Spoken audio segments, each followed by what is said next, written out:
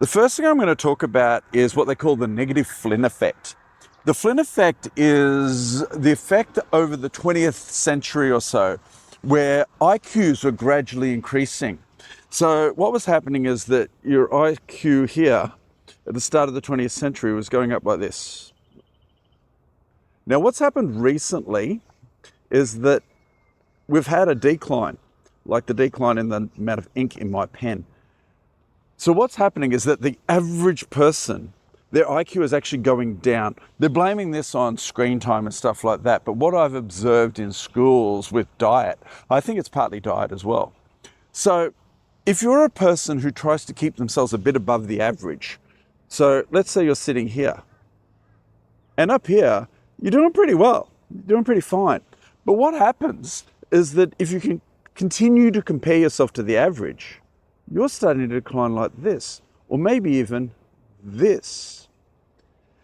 Now, what I propose, and this is what I do, is that instead of comparing yourself to others, comparing yourself to some external average, what you do is take some sort of action that is going to create some sort of mental workload, mental friction, like what I'm doing with this blog vlog. So going out into interesting places, meeting interesting people, and solving problems, learning. So each episode I'm posing a question like this, and then I go out and I have to learn all about it. I think that's giving me extra cognitive load. It's getting me out of the infinite scroll, and hopefully that stops me from going downwards. I really have to get something better to write on, don't I?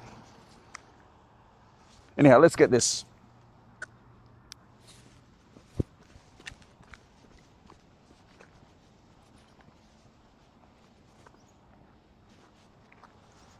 Missed!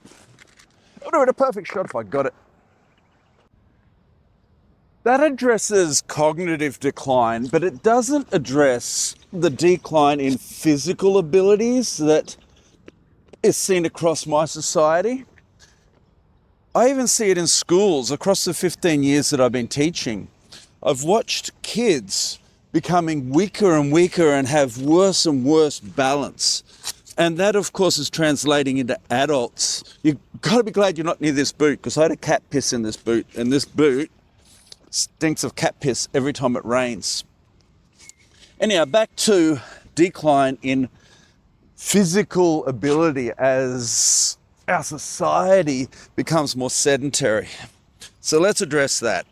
I'm going to talk to you about a lesson I do with my kids that addresses both the balance and the leg strength. We've got a guy walking over here and he's going to think I'm weird, probably because I am weird. Anyhow, what I do is I start up on the toes like this. We do this at the start of every lesson. And I say to the kids, balance helps stop us from falling over. If we balance, hey buddy, how you going? And if we practice balance, we get better at balance. If we don't balance, we get worse at balance. Anything that we don't practice, we get worse at. Have a great day. Hey, bud. So after we get up on our toes and we balance, turn this way, then what we do is we gradually go down. I call it a safe, hard thing. At the bottom, we recover. We wait here for a second. I don't call it rest, because rest is different from recovery, but we won't get into that. And then we go up slowly, a second safe, hard thing. Then we put our heels down and we recover. Not many people in society do safe, hard things like that. Yeah, sure, some people go to the gym, but it's only, in my society, only a very small percentage of people do these safe, hard things. Now, what I've noticed is that very few adults at my school can do this. The next thing is actually a scientifically supported measure of longevity and quality of life. This is called the sit and rise test. You cross your legs like this, and then you go down slowly. If you can get down without using your hands, you get 5 points. At the bottom, I say to the kids, we recover. Then what we do is the hardest safe hard thing I say to them in that session. We lean forward and we come up slowly, slowly, slowly. So we talk about different things as we're coming up. Now when we get to the top, we have a bit of fun and we do the, we call it the Michael Jackson. Anyhow, in our society, in my society, in Australia, people are becoming weaker and their balance is declining. I propose that something like that, obviously the sit and rise test, most adults, if you haven't been doing it all your life, you probably will struggle with it.